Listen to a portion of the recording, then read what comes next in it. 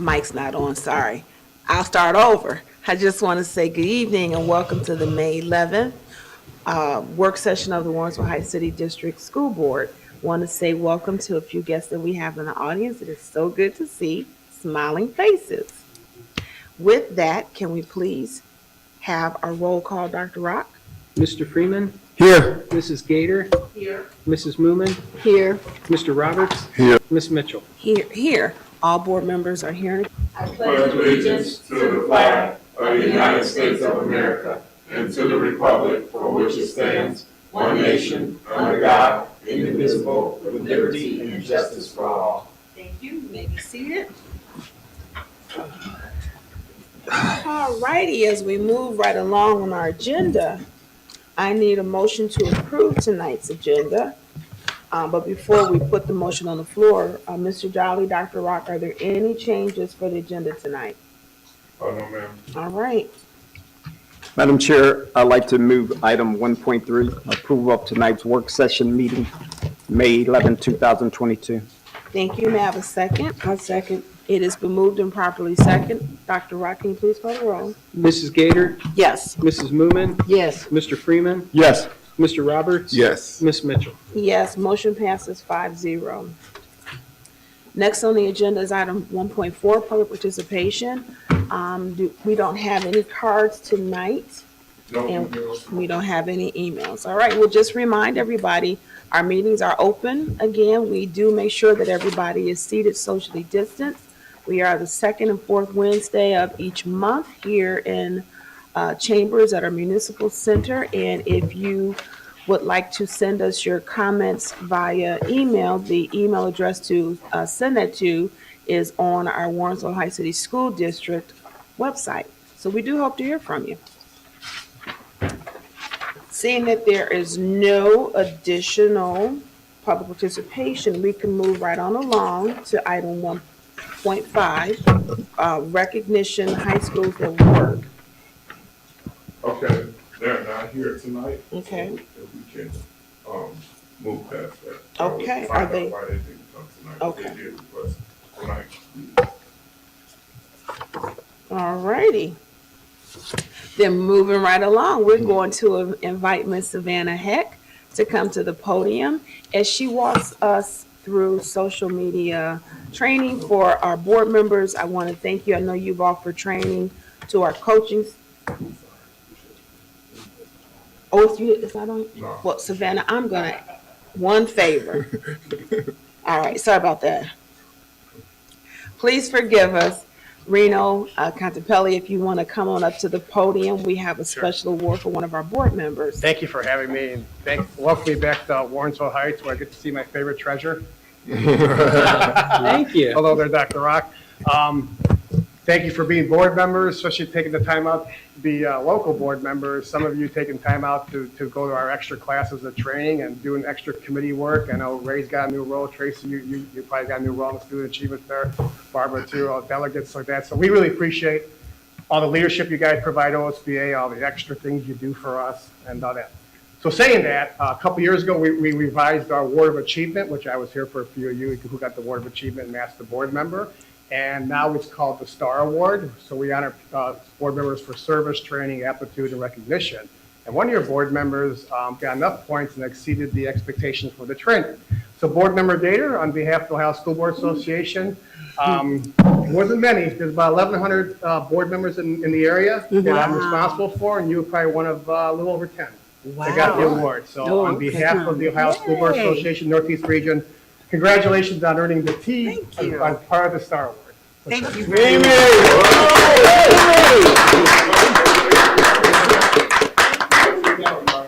You guys want to go get a photo?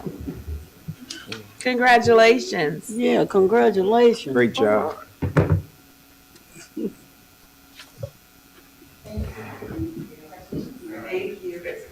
Thanks for having me. Speech. And I know, I'll be back next year for a few more of you. There we go. Okay. All right. Well, it was You guys good are a to see board. you. Thanks for having me. Thank you Thank you, for coming Reno. out our way. Good to see you, Reno. Good to see you, Reno. All right. With that, Savannah, I'm so sorry. Yeah, so I wanted to talk about Savannah's presentation. she's presenting tonight because after basketball season, we had a coach post something personal on their page that could have affected the district. You know, they made some comments about the game and how they thought the game was officiated. So since then, we've had to go to all our different groups that have social media pages just to go over what type of etiquette that we have to have for social media. Because as representatives of the district, what we put on social media can come back and affect the district. Right. So we wanted to, you the last group that you get into, just to go over the etiquette, things, being mindful, you know, including myself, because you know, I post things like today about esports. Just be mindful of what we put out there. So I wanted to make sure that she went over the training for everybody, so you guys can get the same type of training that the other groups have received. So, Thank you, without sir. further Thank ado, you. so that- Hi, good evening. Hello.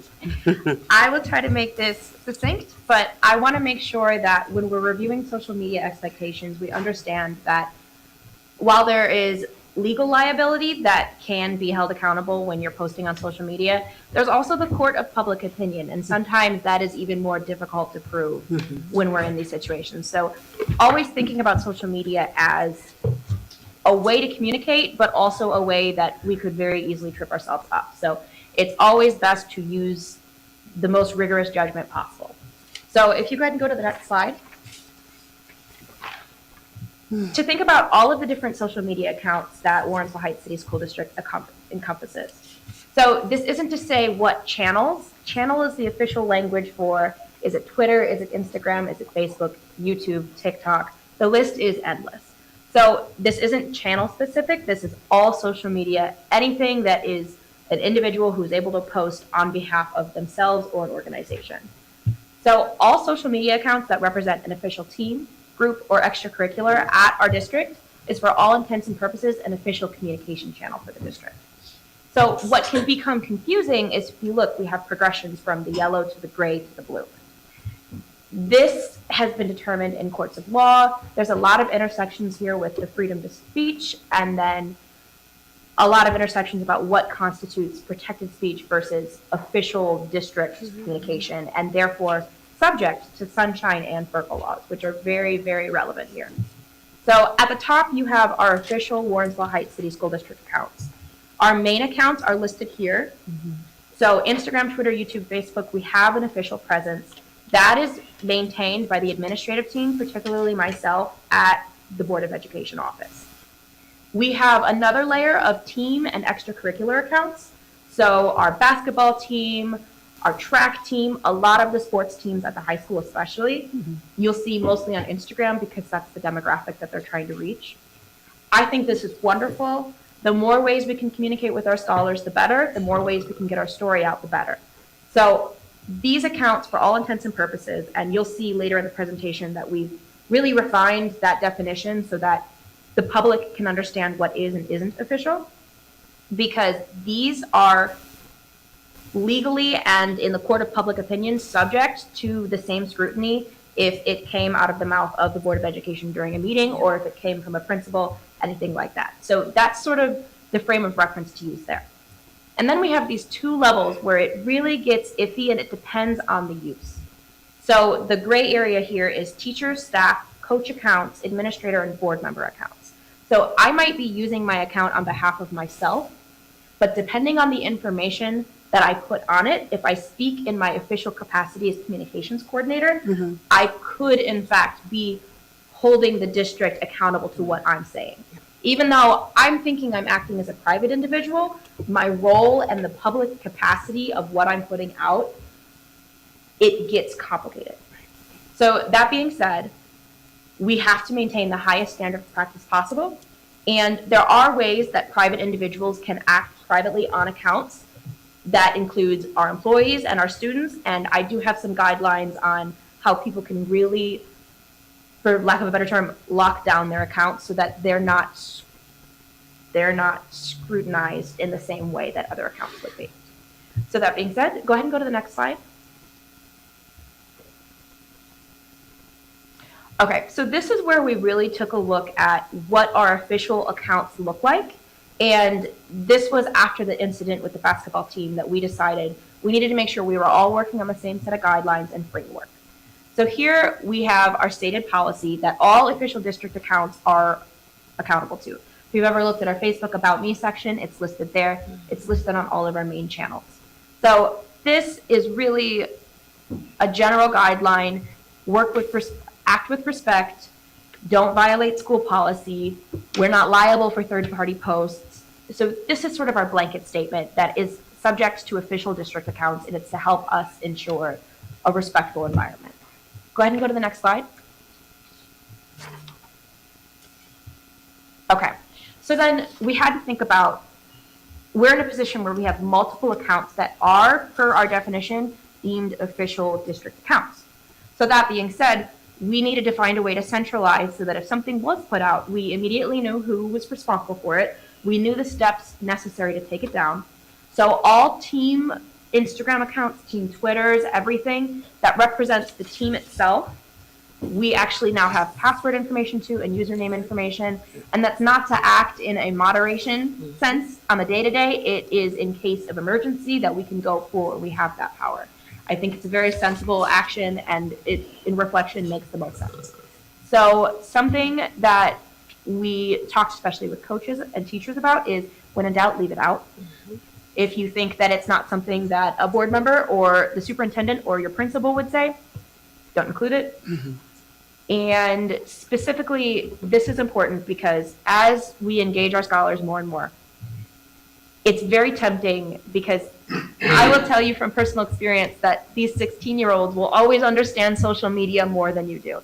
There is nothing you can do, no expertise in the world, but we have to make sure that no login information is ever shared with scholars, and that we're using district devices when we are on social media that speaks to the district officially. So with that, the most important part that we wanted to share is, don't share your personal device with scholars. So if you do want your team to add their own, what you can do is, if you have a district iPad, you can use that iPad.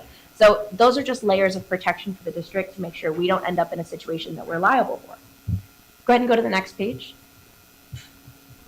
Okay, and these are just two more rules that we've sort of put in place to help everybody think before they post. Ensure that all scholars with identifying information have parent permission. The coaches specifically know that their teams have to have parent-signed communication releases in order to include them on their social media.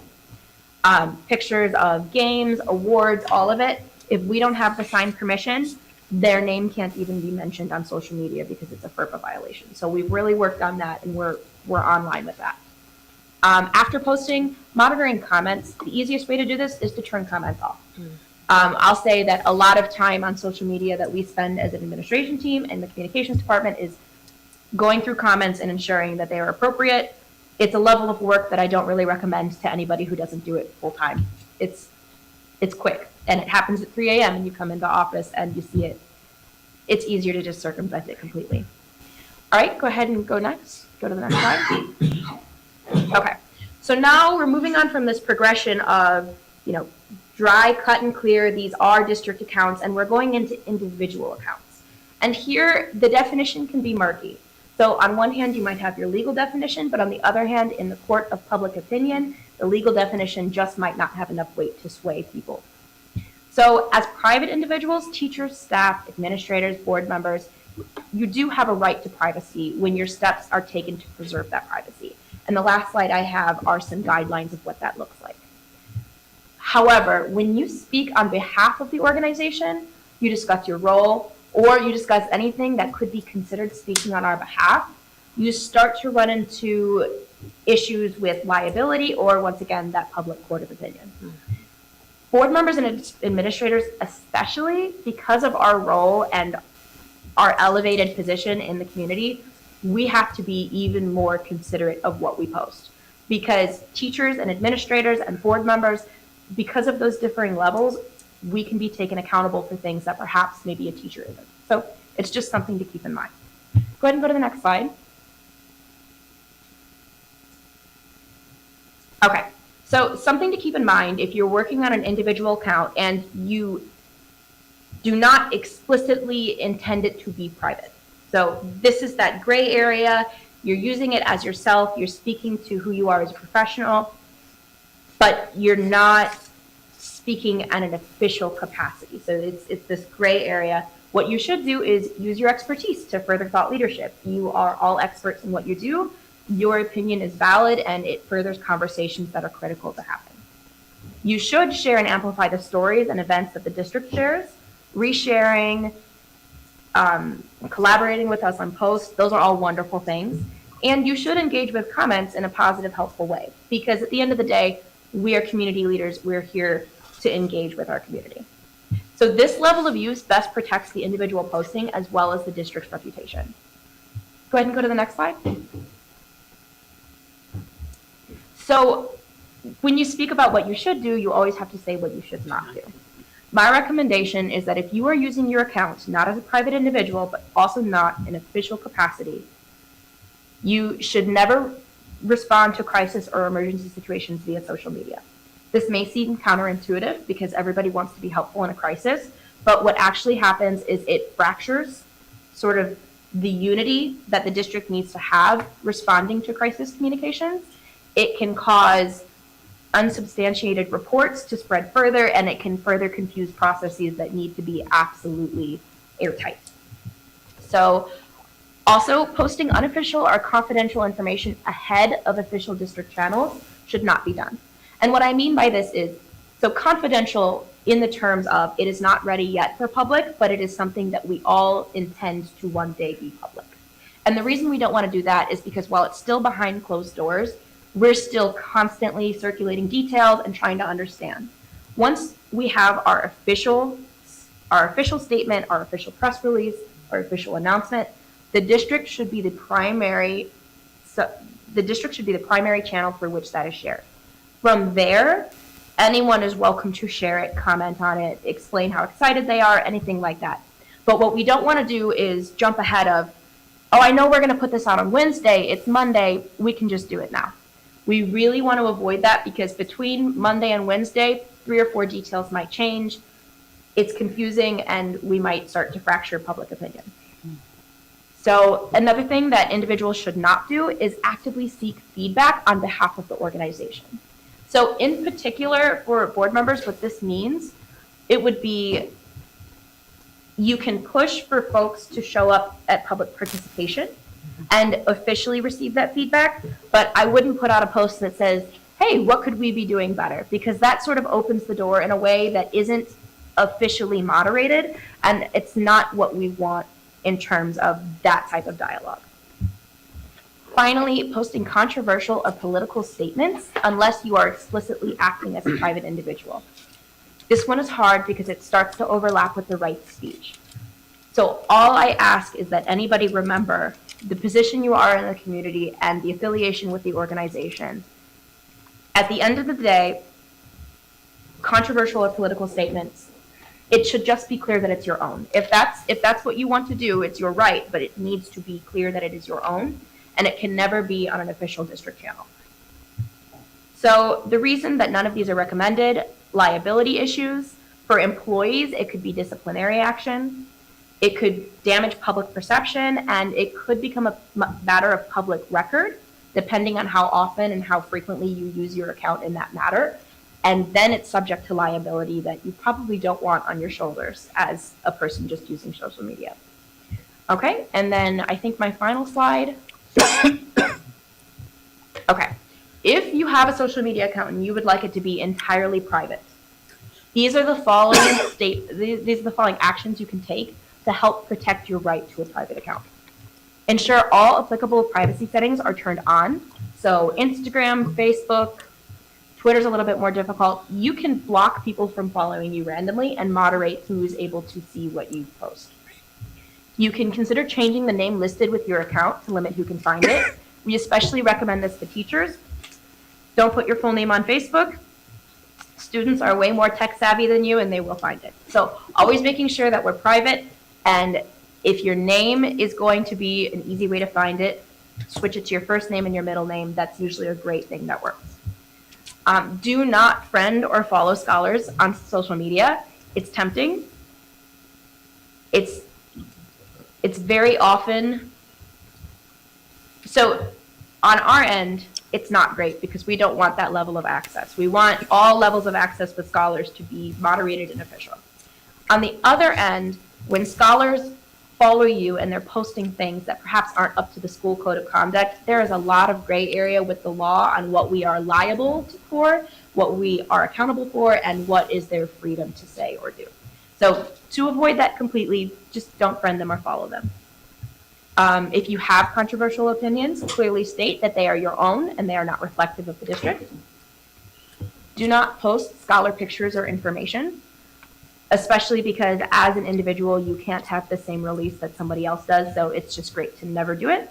And then this is the best ending point for any social media presentation ever. Social media is forever. You might have gone and deleted it, but I promise you somebody screenshotted it, and that screenshot will outlive everything. So always remember that it is a permanent piece of information that the public can and will consume. So, that being said, are there any questions on social media use? Yep, I want to say thank you so much for coming out. This is good information. I do have a question about board members, because I can only speak on our behalf. Posting, resharing information. So if the district has shared information where you guys are seeking feedback, we should refrain from reposting that.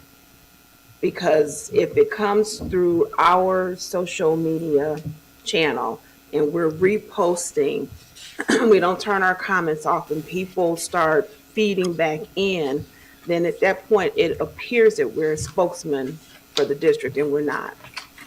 I think that's a great question. It highlights sort of this gray area where the content really determines the role you play.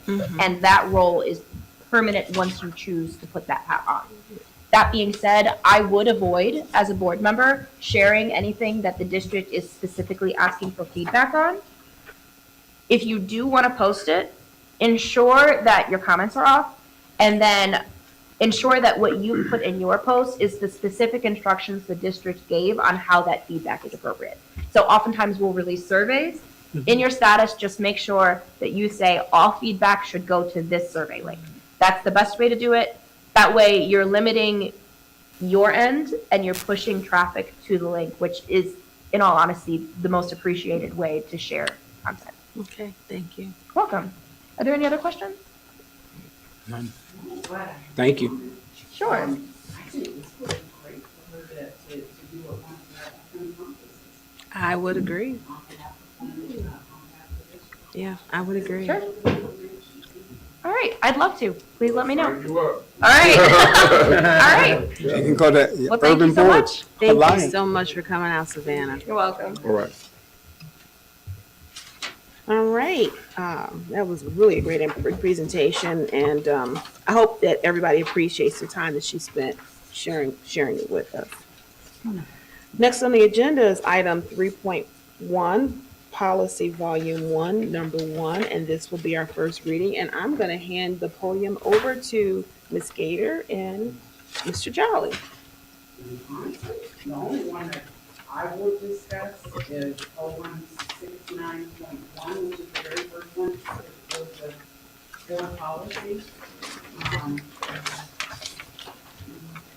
Mr. Jolly gave us, you should have had this packet, which just gives you a breakdown of what each of the policies, the changes are needed.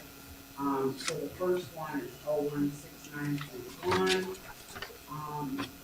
And the changes were because of guidance, if I'm not mistaken, accepting hospital 110. U.S. District Court is 630. So I don't have to read it, but just so you guys know, it's giving you a little bit more information on why you need to make the change.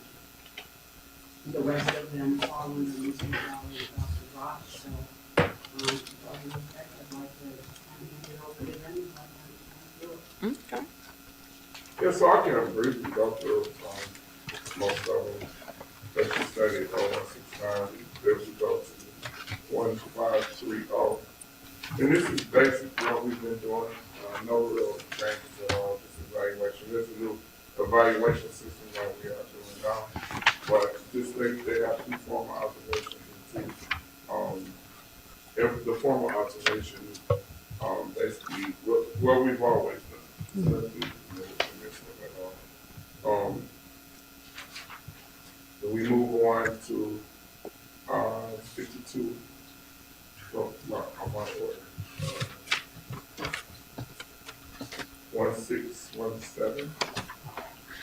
And Mr. Dahl, you might as well include 3217 and 4217 because it's pretty much the same. Yeah, they're. I have all my notes.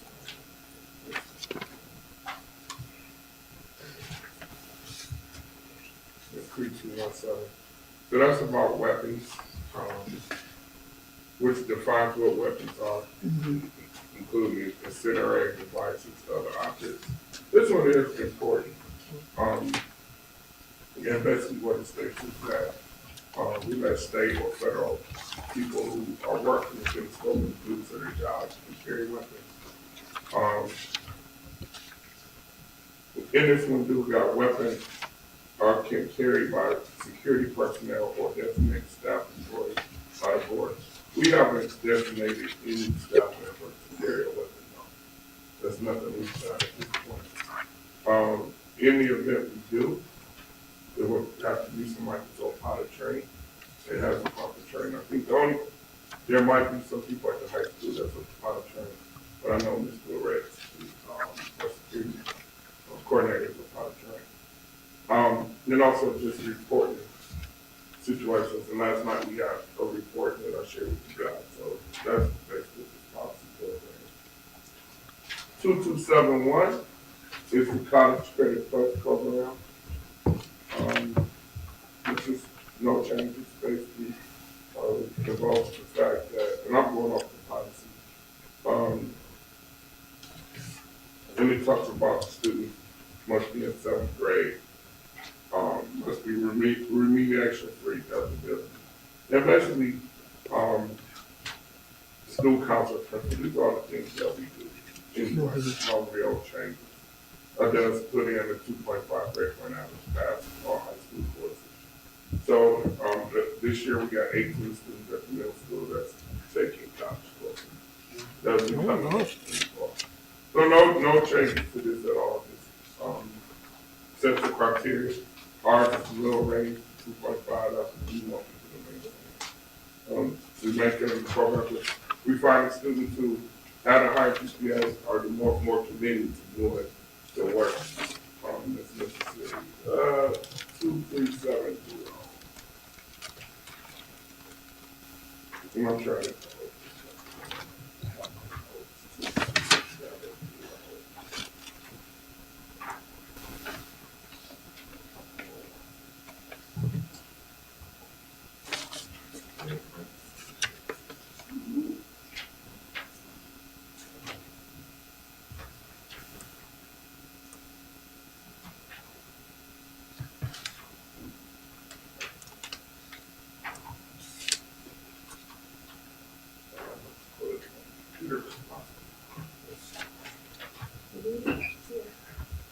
Oh, you got it.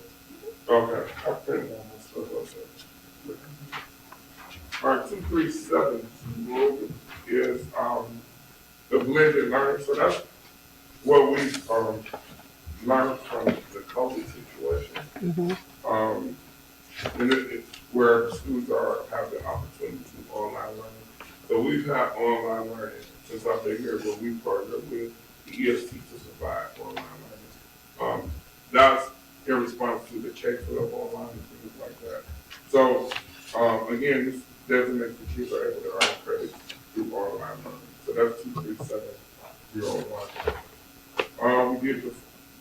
Yes, ma'am. So the 910 hours that they're referring to doesn't impact us at all because we already have. Right, we encompass that in our calendar already. So 1,200 hours. We did 3217 for 4217. 511 is eligibility of resident, non-resident. So we did pass, and this one we did talk about I did share thoughts with Ms. Gator about this. We did pass the, open enrollment policy, but the majority of the district is still under this policy. We do not have open enrollment for pre-K to 9. So we need to maintain this policy for those grades, because there's no open enrollment at all for those grades at all. 51102, educational opportunities, and this is just basically talking about students whose parents are in the military, that they can maintain enrollment in the district, or come to the district. I know that people with military experience sometimes don't have the residency and things as fast as others. We do have some situations like this too. If you do come across where people move there, I know of either 1 or 2 cases now that we have. So this policy is very out. 5,200 attendance, again, this is what we do, which talks about what's excused absences and so forth. Really no changes on our behalf in this one at all. Just a 5, question. yes ma'am. So 5,200 talks about the absence intervention. Right. Do we have that? Every school. Do we have to, I mean, how often would you say we had to reach out to them because we have students? Right, so House Bill 410 designates that you have to have this team. Henry Alexander, who's our attendance coordinator, spearheads that team. So every school has one. When a student gets to 10 or more absences, their team is activated. And then they provide intervention and supports for that student. And that's by law. So this is in line to the law. Every school has it. During the COVID, we're a little more lenient because of the situation, but it's fully implemented at this time. And that's Mr. Alexander. That's what he does for us. 5336, and this is in reference to care for students with diabetes. Again, with diabetes, and this is allowed, we are partnered with PSI to provide medical services. So this is just, actually we have a student at the elementary school who gets a separate diet every day. And Matt, Mr. Matt sends the parents an email of what we provide. So we are complying with this policy, and this policy ensures that we do that, and our nurses make sure that these students get the insulin. So is there always a nurse? At every school, yes ma'am. Every day? Every school. They have substitutes if the nurse can't come, so we don't have to worry about training somebody else. So we have a head nurse across the district. She's at the high school. She has a part-time person. Okay. The elementary school has 2 people, and then middle school has 1. So when there's a situation, we have enough people to be nimble enough, and then they also do have subs. I met with them last week, PSI, so their contract will become T. So we have coverage at all our buildings. Student mental health and suicide prevention. Again, this is something that we are working on and continue to provide services. Our guidance counselors, we partner with mental health agencies such as Partner Heart in our district to address this. So there's assemblies, there's all type of things that we do to comply with this. I would provide you some of the professional development that's been done to address some of this. But we do have people on the ground that daily deal with this. That's our heart-to-heart, our guidance council, to ensure that student mental health. And I will say this, that we see a lot more of it. Today I was meeting with the elementary principals. They're seeing some behaviors that we haven't seen based on coming up with that. There's social interactions among students is not normal as we are accustomed to, because a lot of kids didn't play or do anything, and then even toward adults. So I think one of the things, recommendations we're going to bring to the board is to add another guidance counselor at elementary school. We have to. I think we need additional one at the elementary school. And also using our wellness funds to look at real another guidance counselor at the middle or high school, maybe 1 to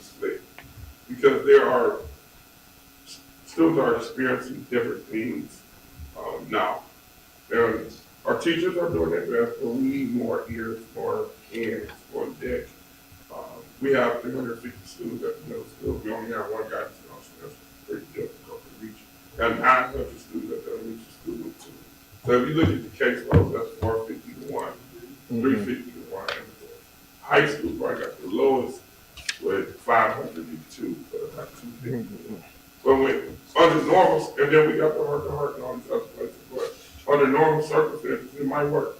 But now we start to see more aggression, lack of empathy amongst the children. And then we're seeing a very aggressive behavior in which people have been told if somebody step on your foot, you know, if somebody touch you to respond. Then we have to reteach our students that. So we will be bringing a recommendation to you to add some more support, guidance support to each, maybe each building or at least 2 buildings to provide more hands on deck for that because it is prevalent. We have culture coaches at the elementary school really revisiting how they interact with the students and looking to put some more because basically what's happening is relationships. We have to improve relationships with students. And as a teacher, sometimes there's not enough time to build all those relationships. So just looking at the caseload of guidance counselors, ours is extremely high.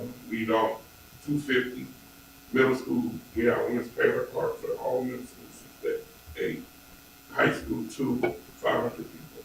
And then we got elementary school, and you know the wide ranges of things that are going on there. So just one. There's only been one there for a long time. Right. So I think, over the years,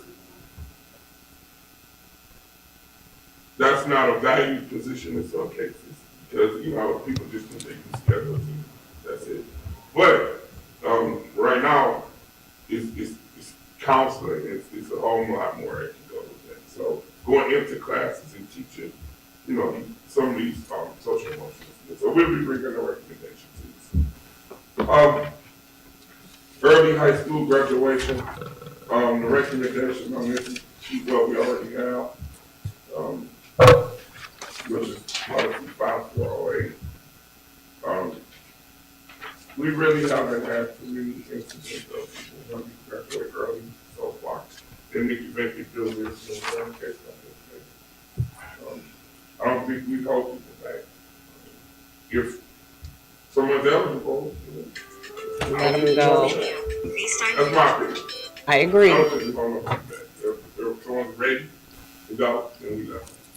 And they're still entitled to all of the right. potential Right. scholarships and what have you. They put themselves in that position. So in my opinion, we let them go. I don't think so. I agree. So that's our position. Student hazing, no change to this policy. Again, that's not at all tolerated. Right.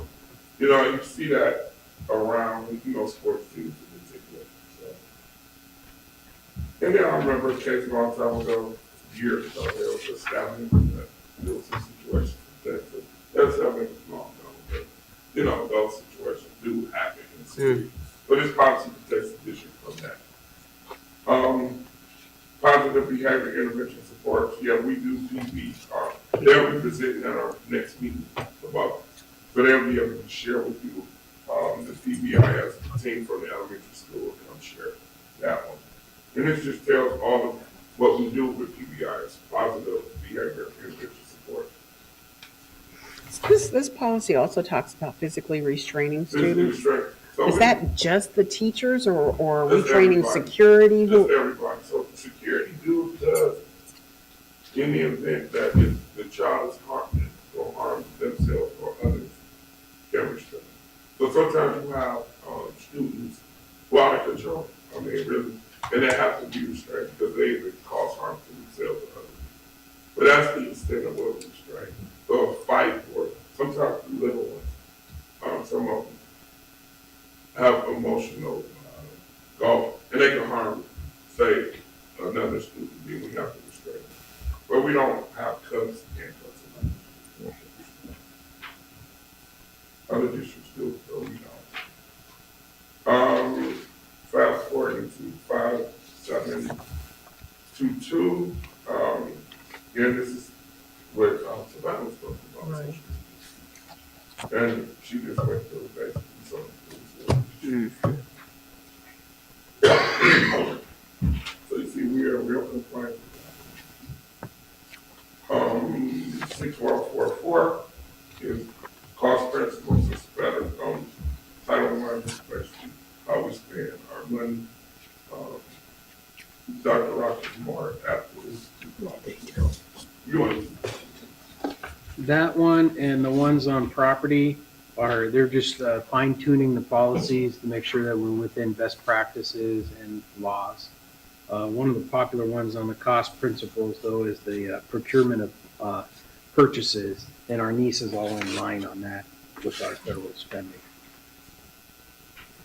Yes. And then the profit, inventory, so we have inventories of property.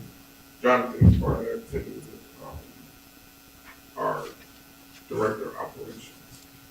And that is really going down now as we transition through buildings and building builds and have auctions. So the next big one is going to be the high school and middle school. Next summer, we have, we have everything inventory that elementary schools to have an auction. We do everything. So next summer it's going to be real touchy real tight windows of movement. Student records, again, that's no change to what we do in our district. At least the students. The school safety, our security chief submits a school safety plan to the state every year. Mr. Loretz he did update on each school does safety drills. Mr. Loretz ensures that he's got all the stuff with that. And this one goes into our door. Jonathan, we work with the Homeland Security also to ensure that our buildings are compliant. Like the locks and where things are, floor plans and all that. We have to submit all of that. So that's all the yearly basis part of our new student abuse and neglect. Again, we have assemblies to ensure to inform our staff that they're mandatory reporting. Okay. When things occur in the building. Our partners also professionally develop our teachers on some of the things we see. We've had to call from 696 notice again about various situations. So this one is to ensure everyone knows where we are. Transportation, 8600. Again, those limits we have 1 mile, 1 mile, 1 mile. The state limit is 2.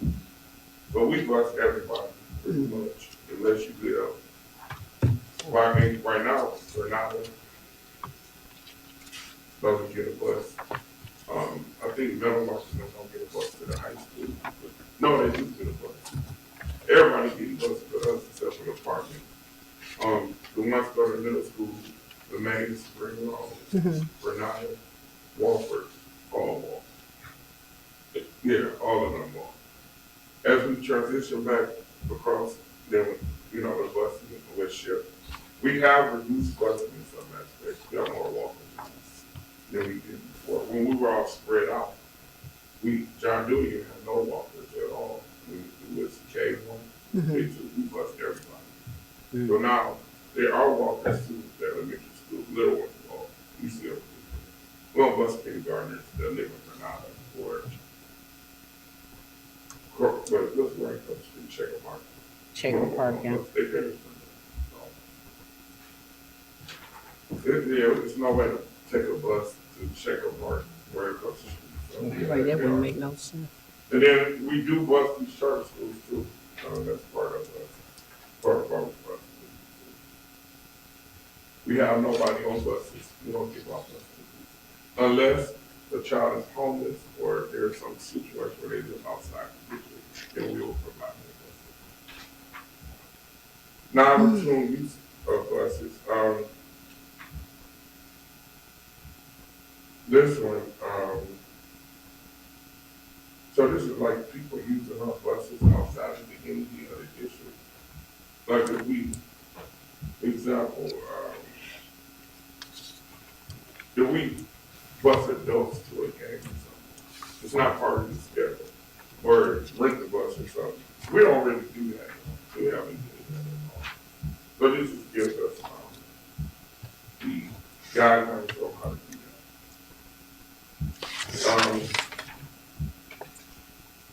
And bonding is, we were ahead of the curve on this.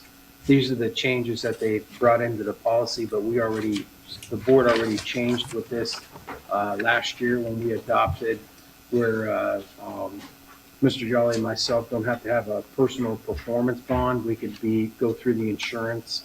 Remember when we did that? And you could get insurance coverage. That's what that policy is stating.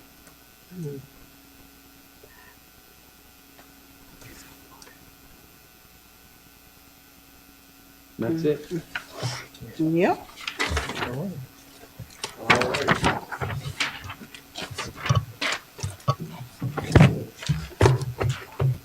And then the next one, the 3.2, the student participation. Click on that something. I don't know if that should be made. We don't really need a policy for that. Because part of the graduation requirements kind of ensure that students have to do some type of community services. Part of one of the skills, student engagement skills. So what we're going to do is have when school starts back, we have all students sign up for it. Everybody gets signed up for it. So that one, I know it's on there, but I don't think we need a policy to do it. Because it's basically in the policy with the student graduation. It's maybe something you can add to your handbook or something Yeah, we like can that. put it in the handbook or something, it doesn't need to be a policy. So that's something that we really gonna push next year. Instead, get everybody engaged in something. And I was sharing before the meeting that today our esports team had their first scrimmage. It was really one of the highlights since I've been here. And we had a graduate of 18, 19 child grade come back. As like a coach, mentor, like because he was one of the students who asked to start for the game club. And then we started the game club. I think he was like, that's when I first got here, so it was probably like 16. And these kids were, staying at the school. They were the foundation of what started today. And he gave them it was like the we playing the championship game, a speech before their scrimmage. It was really touching. I thought that it was really to see. And then when we're talking about like a different group of students, it wasn't the athletes, it wasn't the band.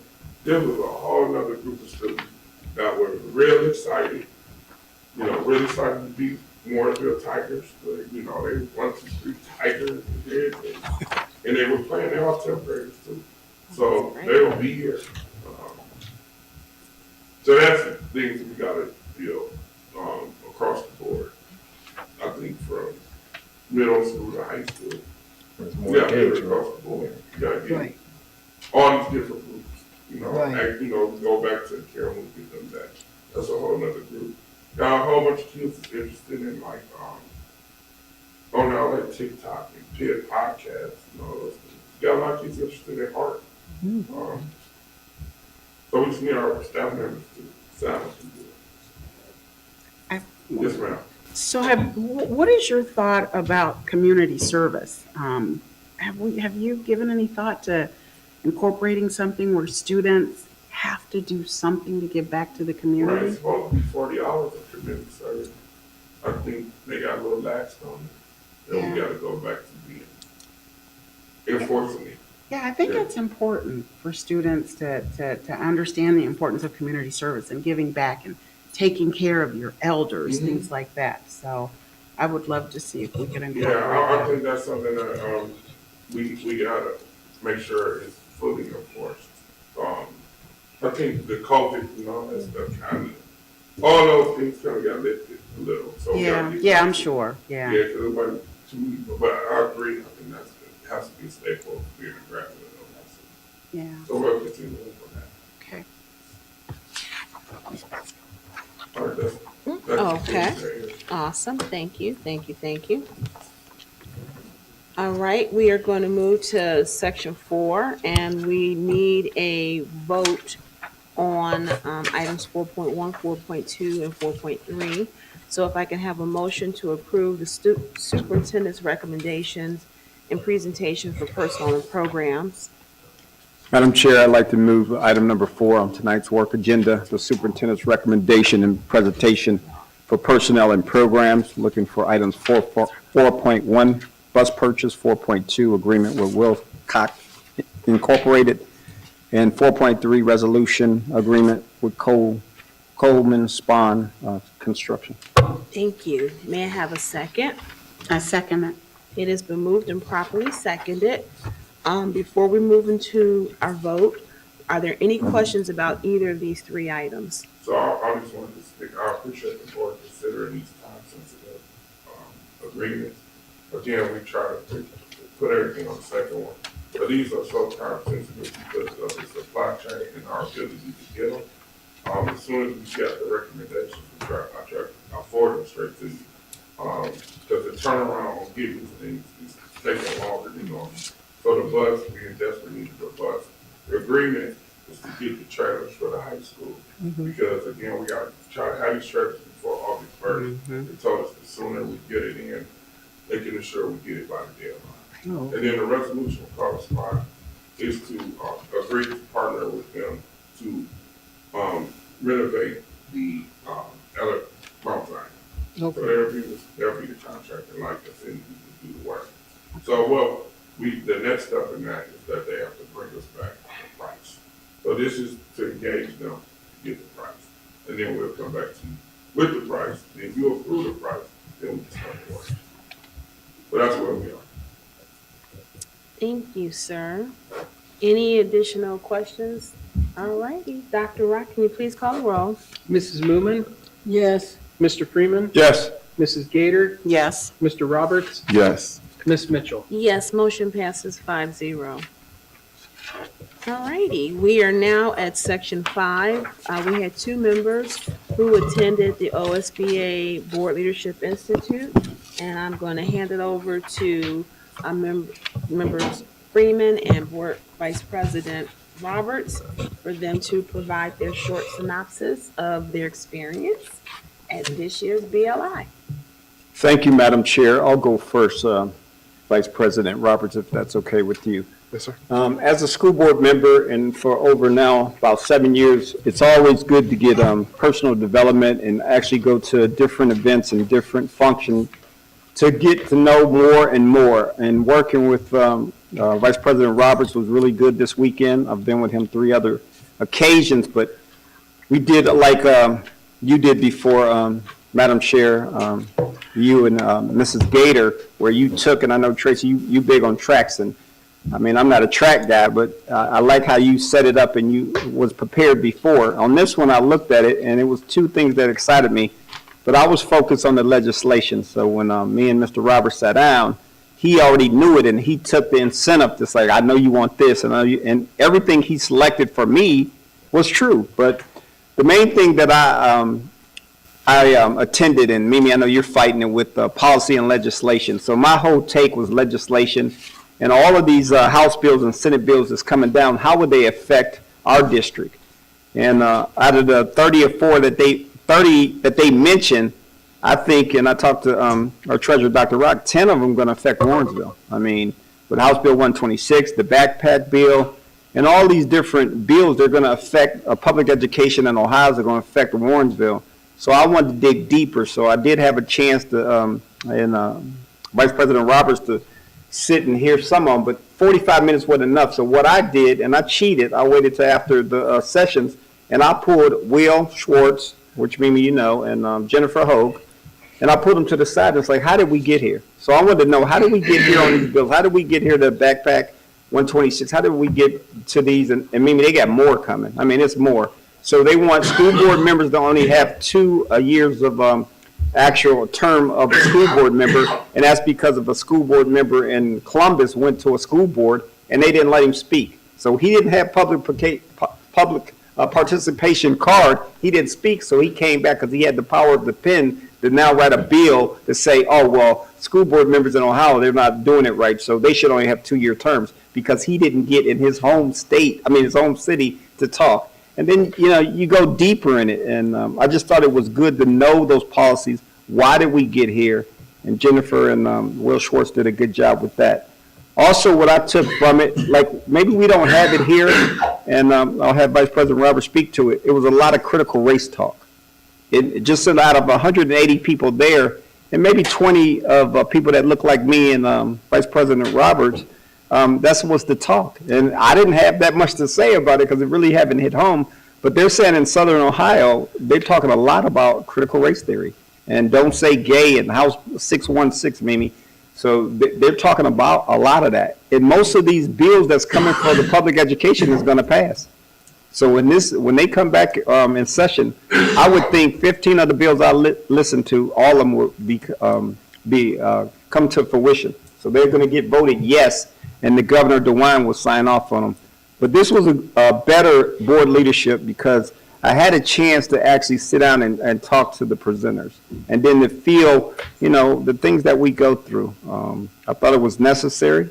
Me and Vice President Roberts got a lot that, I know we always praise Ms. Jolly and it's good, but we had 4 different presenters that look almost like me and Mr. Roberts and I, like a leader leads your district. So we all are board members and we are leaders, but you have to have that man at the helm to actually make a difference. And I think that's why people are looking at Warrensville. People are saying great things about us. But all in all, it was a good presentation. And if they do something like that, I'll be back again, Madam Chair.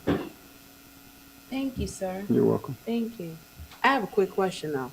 Ma'am. The House bill about the 2-year term, are they thinking that that's for school board members? Is that going to pass? Do they think? They said it's an 80% chance between Will Schwartz and Jennifer Hogue. I don't see it passing. I just don't. But what it is, Mimi, the chair of that committee, he's for it. So when they gather and they have these committees, if I'm a certain party affiliation and I felt that way too, and you have one of the junior Congress people in Ohio bring you something, you jump on that bandwagon like, oh, Mimi, that's a good idea. Yeah, let's do that. So they have it in their favor that they can move these bills because the people who chair in these committees are with them. I think if they do a call to action on any of them, but especially that one, I think that's something we might want to consider because, your first 2 years, you're still learning. Correct. You really don't know everything that there is. Right, Earl? Exactly, You're still 100%, learning. So by that 3rd year, you're getting your You got feet, your rhythm. you're I out totally a agree little bit with you. more I and totally ready agree. to really kind of dig in and do some things. But So, when you have people at the State House and Congress people, and that's just like one of our reps, or Miss Brown could come or whatever, and we didn't let her talk, she might have the power to be like, oh, Warrensville didn't let me speak. It's my home district. So it's we'll unfair. see how that one goes. That's too bad. That We'll try that one. definitely fails. Thank you so much, Madam Chair. Thank you, sir. All right, and to expound upon what Member Freeman had said, he and I set up kind of a divide and conquer approach so that we could expose ourselves to as much of the training as possible. So we both were able to attend 5 training sessions apiece. We had different focuses so that we could bring back as much information as possible. I won't go into details about all of the different trainings that I attend. I'll highlight a couple.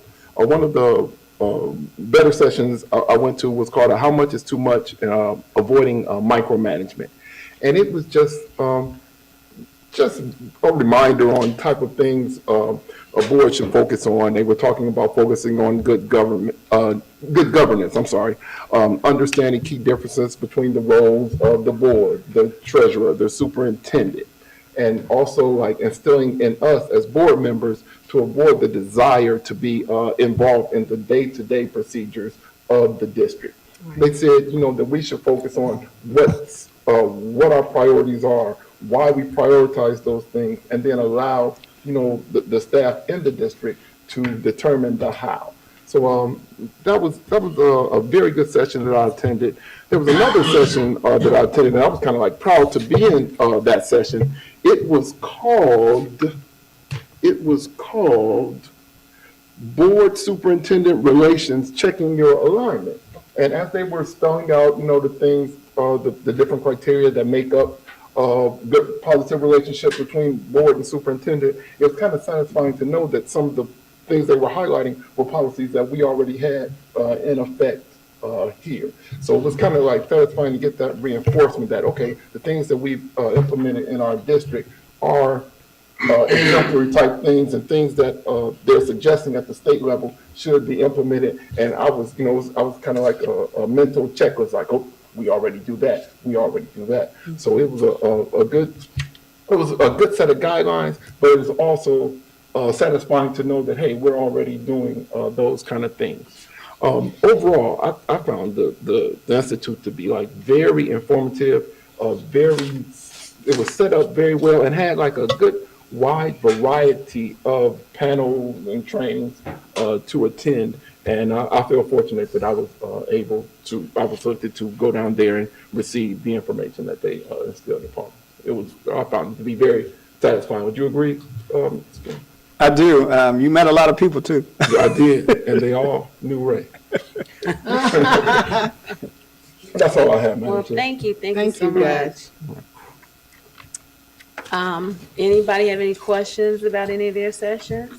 It is good to know that you're validating that all that hard work we put in on board governance, even down with the alignment of how we work with superintendent and treasurer, And we put the work in and it's valued. I kept electronic copies of all the handouts that we received during the trainings, and if you like, I could distribute them to the entire. That would be great. Oh, that would be By email. fantastic. All right. Thank you. You got my email address? Oh, that is so funny. Yes. All right, I'm gonna make sure. All righty. Thank you, guys. I'm glad you guys had a good. Yeah, it was a better one, session. Madam Chair. It was a better one. All right. We are now going to move into executive session. So if we can please have a motion on the floor to enter into executive session to prepare for, conduct, or review negotiations or bargaining sessions with public employees concerning their compensation or other terms and conditions of their employment. Madam Chair, I'd like to go into executive session for the items that you had read. Thank you. May I have a second? I second. It has been moved and properly seconded. We are going to go into executive session, and then we will reconvene as soon as we're done. So Jonathan, can you please are you able to mute us? You stay here, Coleman. You stay here. Y'all want to go back there? Can you want to go back there? We're going into executive session, but we will be back. All right, yes. All right, let's take it to the bridge. Over the road. Pardon Are me? we done after executive session?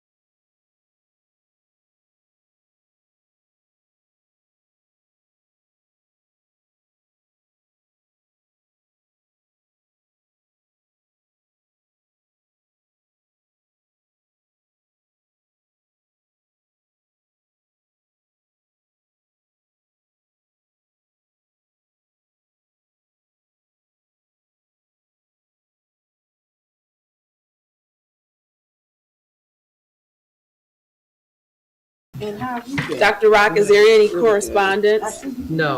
All right, Mr. Jolly, Dr. Rock, I know we've got a couple announcements. We've got graduation on the 26th. We've got prom this Friday, We got a STEAM fair tomorrow. tomorrow. Yep. Yeah. Also, our ACE team will be in the final competition Yep. tomorrow with those. Oh, that On the was ribbon. nice. That That was is so awesome. nice.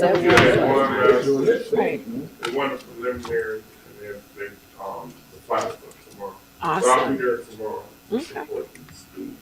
Awesome. Good luck to our STEAM team. No, I mean, not STEAM, ACE team. Yeah. ACE team. All right, then, if our hearts and minds are aligned, if we can please have a motion to adjourn the May 11th, 2022 work session. Madam Chair, I move that we adjourn the May 11th, 2022 work session. Thank And I you. second it. May I have a second? Yeah. Meeting is adjourned. Everybody have a wonderful evening.